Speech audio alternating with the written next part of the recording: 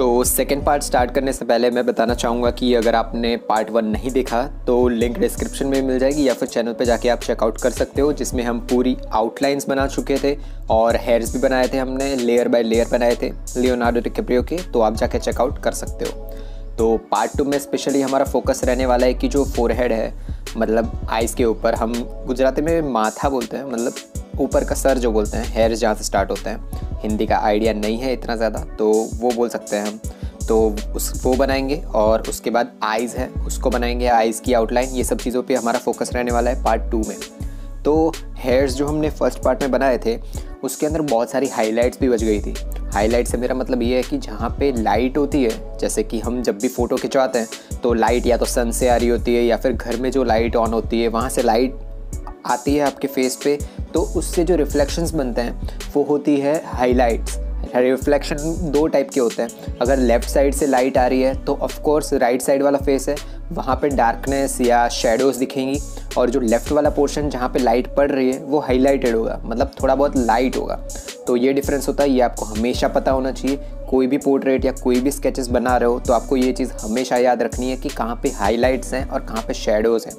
इससे हमारा सबसे इजी पार्ट सॉल्व हो जाएगा, जो है कि कहाँ पे ज़्यादा डार्कर पेंसिल यूज़ करनी है, जैसे कि 4B 5B ऐसी डार्कर पेंसिल यूज़ करनी है, और कहाँ पे सिर्फ H या 2H या B या 2B ऐसी पेंसिल्स कहाँ पे यूज़ करनी है, उसका तुम्हें आइडिया आ जाएगा जब आपको हाइलाइट्स और शेडो पता चल जाएगी। तो हेयर्स जब हमने बनाए थे तो हेयर्स के बीच में थोड़े बहुत पार्ट्स ऐसे थे जहाँ पे कम्प्लीटली वाइट दिख रहा था, मतलब कम्प्लीटली वाइट। अब जैसे कि फ्रंट वाले हेयर्स हैं वो ब्राउन कलर के हैं, बट वो ब्राउन कलर को हमें ब्लैक एंड वाइट में दिखाना है, तो कैसे दिखाएंगे?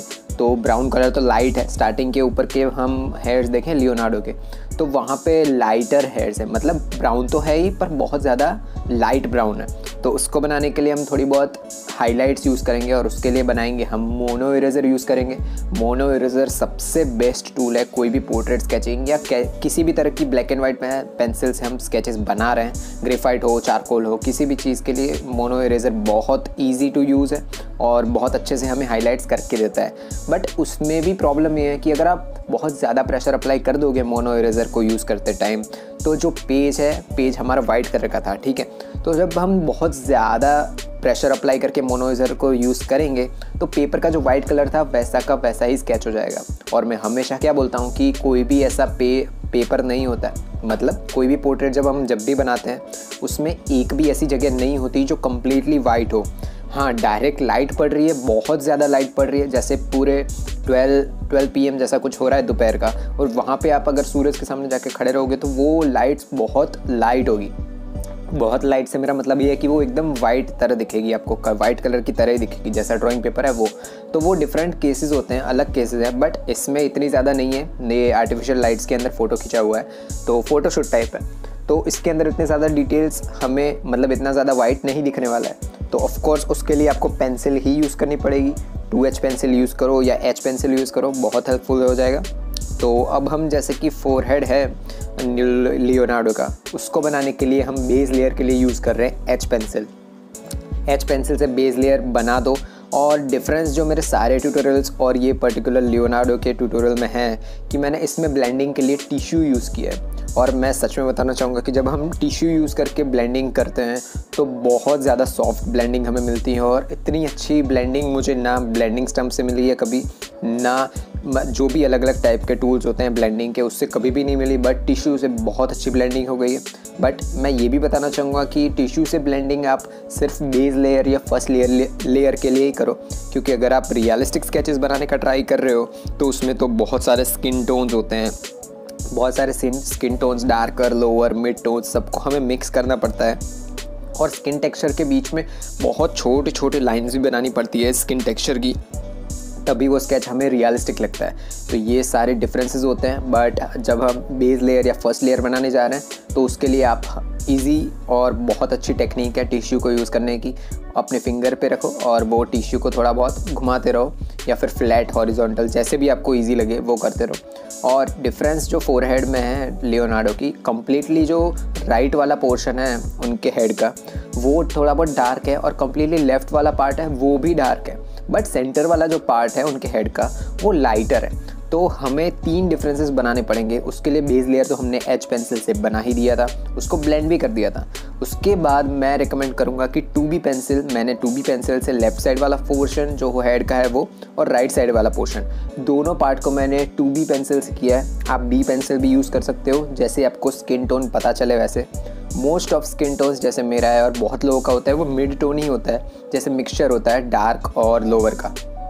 तो वो हमें बनाने के लिए बहुत इजी नहीं होता है जब हम मिड टोन्स और हाई टोन्स को दोनों को मिक्स करने का ट्राई करते हैं। अगर आप उसके लिए ब्लेंडिंग स्टम्प, ईयरबड ये सब यूज़ करोगे तो ब्लेंडिंग स्टम्प का प्रॉब्लम ये होता है कि अगर आपने क्लीन प्रॉपर नहीं किया है उसे, तो उसके जो मार्क्स होते हैं या फिर 2-3 स्ट्रोक्स लगाने के बाद वहाँ पे थोड़ा बहुत ब्लैकिश बन जाता है। वो आपको पता ही होगा अगर आपने ब्लेंडिंग स्टम्प यूज़ किया है तो वो करने के बाद वो डार्कर लुक होता है ना जो ब्लेंडिंग स्टम्प के ऊपर, वही का वही दूसरी जगहों पे चिपक जाता है।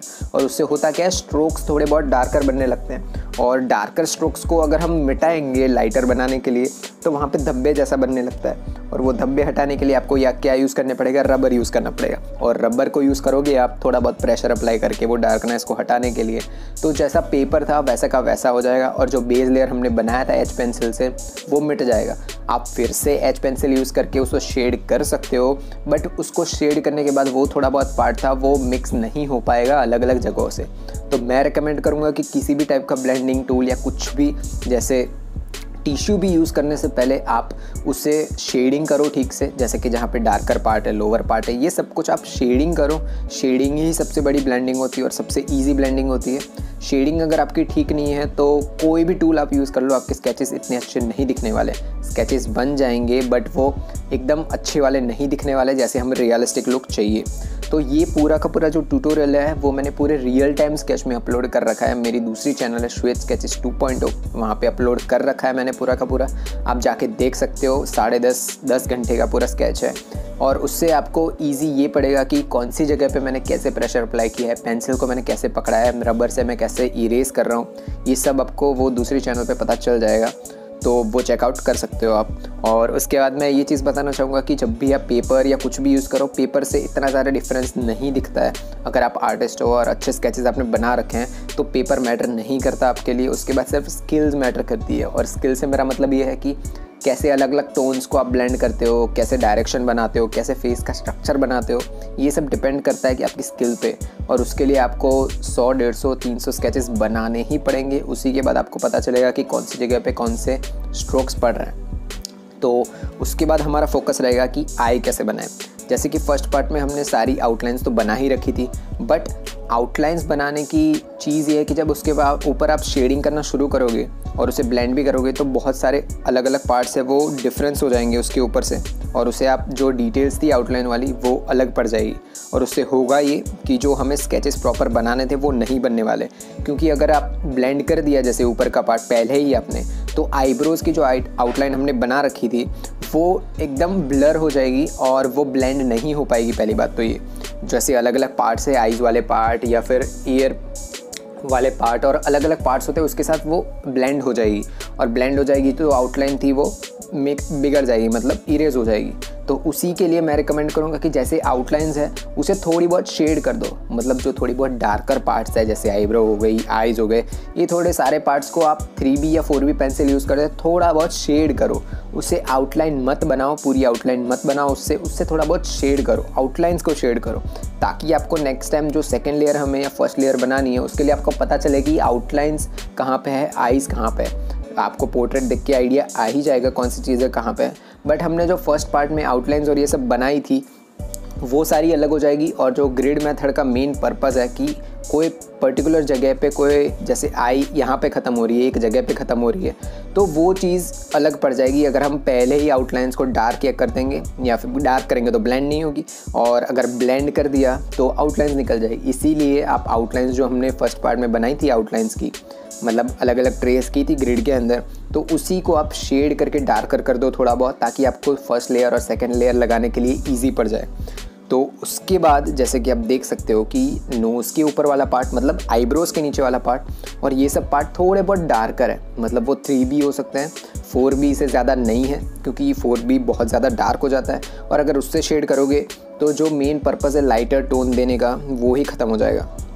तो पेंसिल ठीक से यूज़ करो। और दूसरे 2 पार्ट है, थर्ड और फोर्थ, उसमें हम रिमेनिंग चीज़ें देखने वाले हैं। तो मिलेंगे थर्ड और फोर्थ पार्ट में।